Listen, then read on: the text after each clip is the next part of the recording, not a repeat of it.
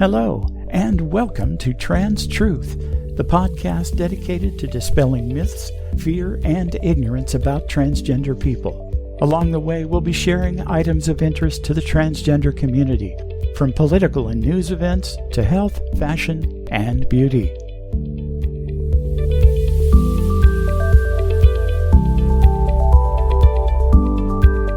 And now, let's have a look at some news items that should be of interest to our listeners.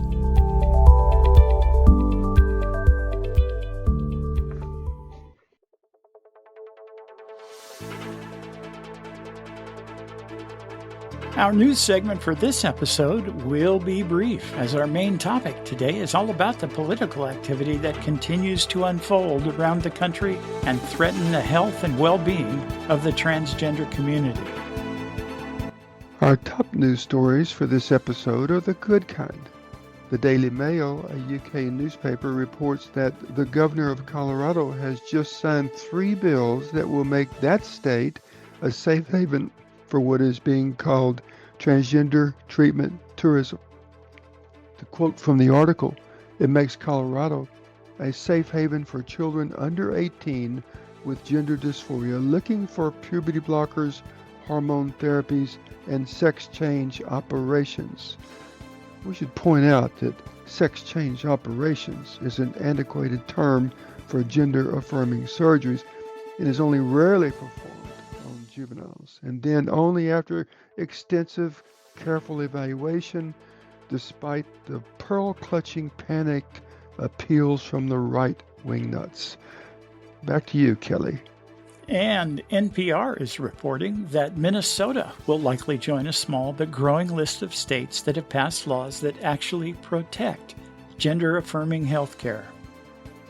In the not-so-good news, CNN is reporting that Twitter has removed transgender protections, among others, from its hateful conduct policy.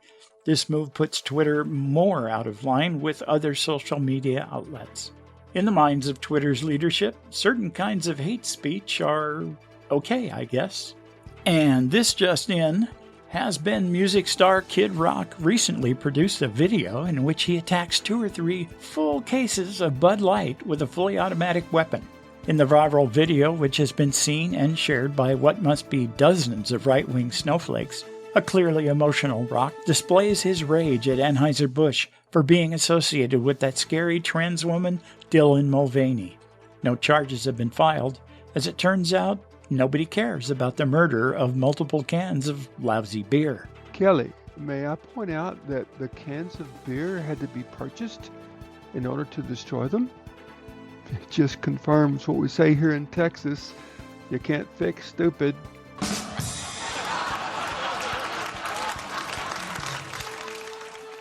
Better luck next time with the fake outrage, kid. Well, hello and welcome back. We are your hosts, Kelly, she, her. And Jeri Ann, she, her. Right off the top, let us apologize for appearing to be rather slack and not producing an episode yet this year. But we've been busy, damn it. I've been keeping the world safe from cyber bandits in my day job for a global manufacturing company, and Jeri Ann has been busy with the Houston Livestock Show and Rodeo. Jeri Ann? As Kelly mentioned, along with 35,000 other volunteers, I serve on a Houston Livestock Show and Rodeo team. This year, I was made assistant captain, which kept me extremely busy. But more on that in an episode coming up in the near future. Boy, howdy, are we ever back, and none too soon, I might add.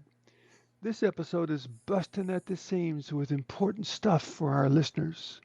Today, we're going to talk about the 2023 slate of state legislation aimed at trans kids and, almost inexplicably, drag performers. And then we'll talk about what we're doing to fight back right here in Texas. Nationwide, 44 anti-trans bills have been passed in 2023. Many of those have already been signed into law, and several more are awaiting signatures by their state's governor. These laws and pending legislation typically attempt to ban medical care for transgender kids, to ban transgender athletes from competing with others of their identified gender, and or to require students to use bathrooms according to their assigned at birth sex. The most common legislation passed, however, creates laws addressing drag performances. Don't ask me why Republican lawmakers think drag creates transgender kids. I will go off on a full Aunt Kelly rant, and we're just getting started. I will have a rant, though, later on in this episode. Anyway, the organized Republican strategy of exploiting the fear and ignorance of their voting base continues around the country. The episode notes on our website, www.transtruth.info, has a link to the 2023 Anti-Trans Bill Tracker. There you will find details on the hundreds of anti-trans bills under consideration this year. We have been saying that the tone and volume of anti-trans legislation being introduced across the country appears to be part of a coordinated strategy.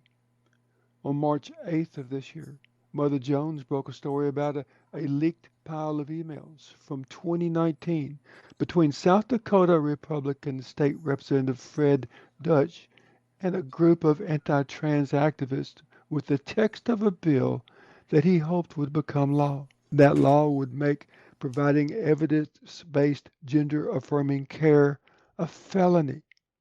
The arguments made in this correspondence were drawn from religious beliefs and cited bogus medical experts.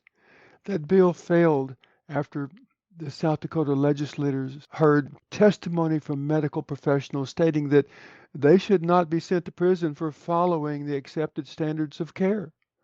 Since then, the anti-trans activists have been busy forming and organizing a nationwide campaign to introduce similar legislation.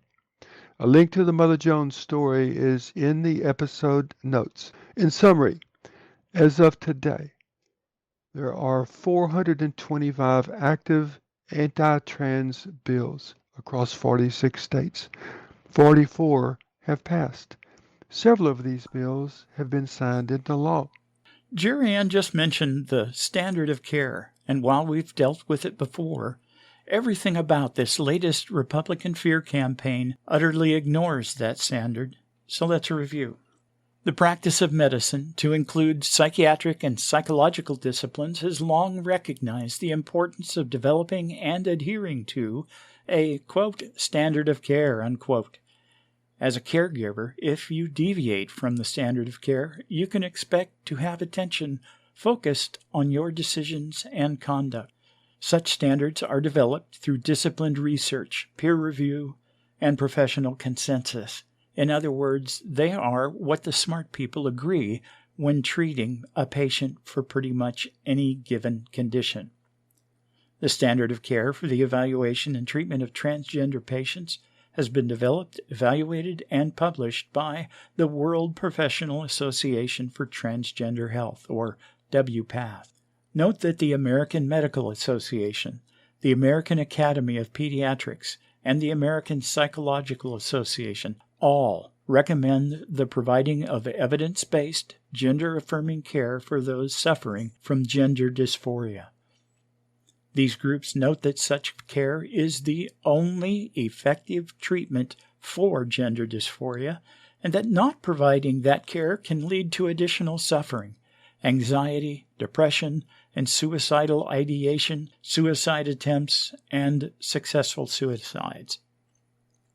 According to the National Institute of Health, 82% of transgender individuals have contemplated suicide, and 40% have made actual attempts and or succeeded. The incidence is highest among transgender youth. So laws that prohibit evidence-based gender-affirming care for minor patients are mandating the exact opposite of the approach recommended by experts. Why? The answer, more often than not, is not what you think. It's all about fear-mongering in order to gain political support from fearful and ignorant voters. This is something that has been a staple in the Republican playbook for over 50 years. Kelly, I remember as a child scary things on TV during political ads, and I checked it out. And the very first use of fear-mongering in politics was, I believe, in 1960. And Lyndon Johnson was running against Barry Goldwater, I think, and used a nuclear explosion to scare people into voting for him. Oh, I've seen that, the Daisy ad. Yes, the Daisy thing. A video about a little girl pulling petals off of a daisy and counting, and all of a sudden there's a mushroom cloud, and the screen goes blank. And the implication is, if you vote for the wrong person, then we're going to have nuclear war and everything's going to be over. Wait a minute. Lyndon Johnson was a Democrat, wasn't he? Yes, it was the Democrats that first used it. I guess the Republicans thought it was a good idea because they have. Oh yeah, they've been going to town with it ever since. My gosh, Willie Horton, murderers and rapists coming from Mexico, and now trans kids and drag queens. That's right, the transgender menace. Didn't we do an episode on that? I think we did. Yeah. Anyway, it is not in the least hyperbolic to regard these laws being made about trans health care for minors as state-mandated child abuse. It is a statistical certainty that these laws will cost lives. At this point, it seems most apropos to relate some news out of the Montana State House. Montana State Representative Zoe Zephyr has been silenced and deliberately misgendered by her Republican colleagues. Representative Zephyr was the first elected transgender member of the Montana State House. Anyway, her offense? She told those colleagues who were advancing a bill to, you guessed it, ban gender-affirming care, that they would have blood on their hands. Republican leaders there insist that Representative Zephyr will not be allowed to speak until she apologizes for that gross offense. As one should absolutely expect, protesters, many of them Zephyr's constituents, have descended on the state capitol. Apparently, Montana Republicans are so afraid of hearing the truth that they have employed riot police to remove protesters. Several have been arrested. I'll say it again. This is state-mandated child abuse, and it will cost lives among the trans population. So much for Republicans actually caring about the well-being of children. For more insight on how wrong-headed these campaigns are, we'd like to point you to an excellent article from the Scientific American that was republished just a few weeks ago. Link is in the episode notes on our website. The article makes it abundantly clear that all of the so-called science that the haters are citing is unfounded rubbish. Then there are the laws concerning drag performances. My word. I don't even know where to start. I don't either, Kelly, but take a stab at it. Well, have you ever been to a drag performance? A few. And so the whole part of this issue deals with kids. Do you know anything about that? Well, I think they're all up in arms about Drag Story Hour. That's a thing where drag queens will go to a library or even a classroom sometimes and read stories to kids. You and I both agree. What? Go ahead. Yeah.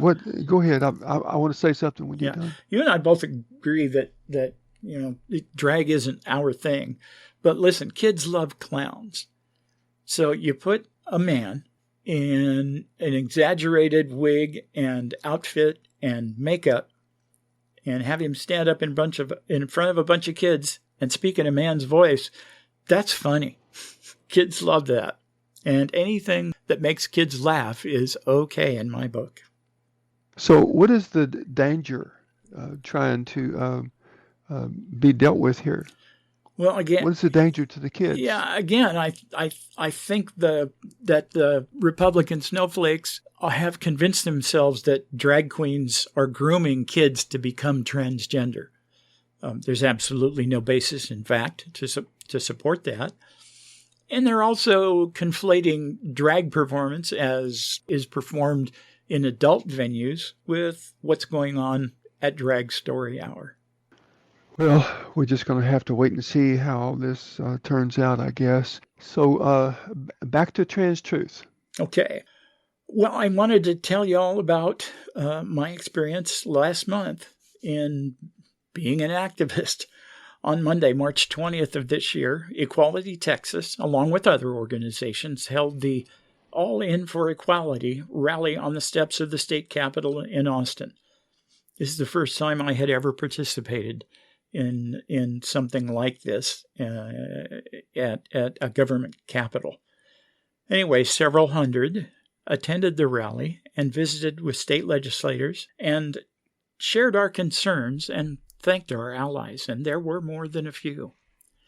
I got to tell you, the energy at that event was amazing. There were hundreds of us singing and chanting as we approached the Capitol. It was infectious, it was inspiring, and at the same time, just a little depressing because the protesters' efforts to derail this legislation has been subverted and avoided by the Republicans at every turn. They have broken their own rules on notification for when legislation moves from one step to the next. It's likely that all of these hateful bills will pass. Anyway, I wanted also to thank the Veterans for Equality. As you might expect, they are a group of veterans who have not forgotten that the oath which all service members take to, quote, support and defend the Constitution of the United States against all enemies, foreign and domestic, unquote, does not expire. As a veteran, I took that same oath almost 47 years ago, and I am beyond proud of my brothers and sisters in Veterans for Equality. They were there in Austin that day to keep us safe from the counter-protesters who had intended to harass and intimidate us. I think I saw maybe a half dozen of them, corralled by cameras and vets. I later learned that one counter-protester had infiltrated the crowd, but most of us were not even aware. The veterans doing Overwatch for us are very proficient at de-escalation techniques, to say the least. In an upcoming episode, we'll be talking about the group and hopefully to one or more of their number. We should note that there have been at least 2 more rallies of this type since the March 20 rally, which brings me to, and I warned you that Aunt Kelly was going to rant in this episode. It's just a little one, but one of some import, I believe. I feel the need to mention a Facebook post made by an acquaintance of mine here in the Houston area. A trans woman herself, she complained that all the protesting, talking, and letter writing doesn't work and is a waste of time. My response was as follows. I thought that way once. As a much younger person who was decades away from coming to grips with her identity, I watched the radical antics of the ACT UP movement in the 80s and viewed them to be as futile as they were inflammatory. Despite a president who blithely ignored a national health crisis, the AIDS epidemic was eventually regarded for what it was and started to receive the attention it deserved. It took years, but the voices raised there and by other LGBTQ activists led to change, real change. Later, at a time when conservative ideologues were still trying to advance hateful ideas like the Defense of Marriage Act, the Supreme Court of the United States handed down its landmark decision in Obergefell v. Hodges, giving the right to marry to same-sex couples. Similar decisions protect our community from discrimination in the workplace and in education. And yes, I am just old enough to recall the activism that turned around the consciousness of our entire nation and led to the end of the Vietnam War. All of these gains came about when they did because of the vision and dedication of activists who were faced with what seemed at the time to be overwhelming opposition. Yes, we live in a deeply red state, filled with fearful, ignorant, and easily manipulated voters. And make no mistake, the legislation currently advancing in Austin is there to manipulate voters and not to protect children. Eventually, though, this campaign of fear will lose steam, and the fearmongers will be shown for what they are, probably by court decisions again. As Dr. King said, the arc of the moral universe is long, but it bends towards justice. The radius of that arc has always been and always will be shaped by the public's consciousness, which itself is shaped by people dedicated to raising awareness of the need for change. Every single voice, letter, placard, or public statement contributes to that process. Never believe otherwise. Kelly, before we close, let's go back to the comment about protesting, letter writing, and talking. Protesting in the United States is older than the country itself. It started with the Boston Tea Party, which actually was not just a protest, but a riot involving a tremendous amount of property destroyed. Americans speak of that event with pride, even people who disdain writing. It sparked the First Continental Congress in 1774 and led to the American Revolution, which began in Massachusetts in 1775 and ended in 1783 when the British formally recognized U.S. independence. The women's rights movements began in 1848. In 1913, 65 years later, an estimated 5,000 to 8,000 protesters gathered to march down Pennsylvania Avenue in Washington, D.C., ahead of President Woodrow Wilson's inauguration in 1913 to call for women's suffrage. People in opposition to the protests assaulted many of the demonstrators, sparking public outrage that ultimately helped increase support for women's right to vote. It was one of many protests for the women's suffrage movement that decade. The 19th Amendment, which granted women the right to vote, was first proposed in 1920 and finally passed in 1972. But guess what? It's still not a constitutional amendment because it hasn't been ratified by 3/4 of the states. And then there's the Civil Rights Movement. The Emancipation Proclamation was issued in 1863, but it was 2 years later that the 250,000 slaves in Galveston, Texas, just a few miles from our studio, were told that they were free. Many of those people walked to Houston and established Freemanstown, which became Houston's 4th Ward. 99 years later, after many protests and some riots, the Civil Rights Act was passed in 1965. Kelly, there have been many protests in this country that either sparked a movement or brought attention to important issues concerning human rights and social justice. Dr. King was right. The arc is shaped by people dedicated to raising awareness of the need for change. Every single voice, letter, and placard or public statement contributes to that process. And this is our appeal to you, dear listeners, to exercise your voice. Write letters, speak out. Help us undo this injustice. So, closing thoughts. Derby Day is coming up on May 6th, and I still have not picked out my hat. Okay, Vivian.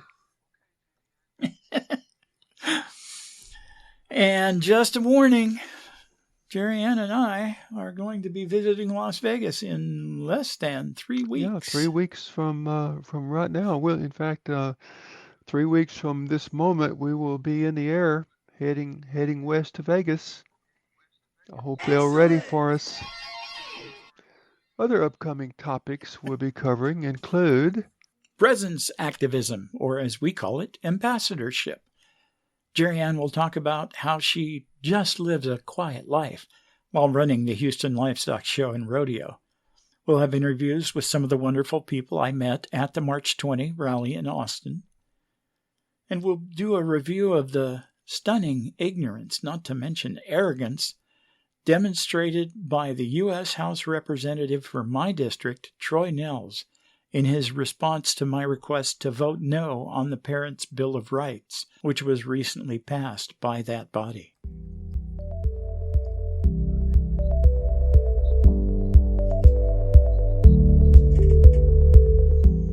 You have been listening to Trans Truth, the podcast that speaks the truth about what it means to be transgender. If you are transgender yourself, you have a friend or loved one who is transgender, or if you are simply looking to understand more about the transgender experience, we hope that you have found this episode to be informative and enlightening. Copyright 2023 Trans Truth.